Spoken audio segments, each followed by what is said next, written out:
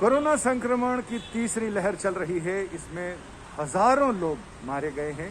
Supreme court में corona से मारे गए लोगों के परिजनों को मुआवजे को लेकर अभी तक सुनवाई चल रही है।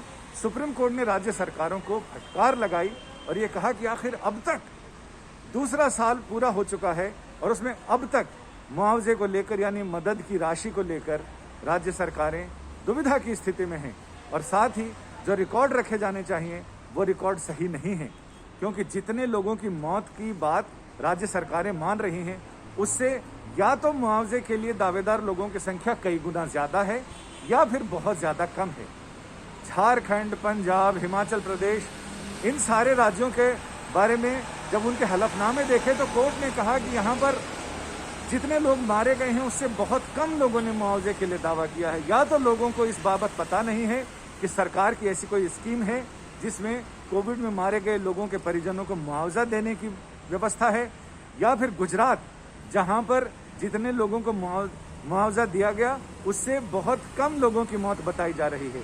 यानी जहां मौत का आंकड़ा 10,000 के पार है वहीं मुआवजे के लिए दावेदारों की संख्या लगभग 90,000 से ऊपर चली गई है। कोर्ट का ये कहना था कि आखिर आप ये जांच करें और बताएं क्या आपके पास ऐसी सुविधा नहीं है। कोर्ट ने ये भी सवाल पूछा कि जब हर एक आदमी का आधार कार्ड मोबाइल के साथ कनेक्ट है यानी जुड़ा हुआ है और जो डेथ सर्टिफिकेट जारी किए गए उसमें आधार संख्या का उल्लेख है, तो सरकारों के पास लोगों के मोबाइल नंबर तो हैं।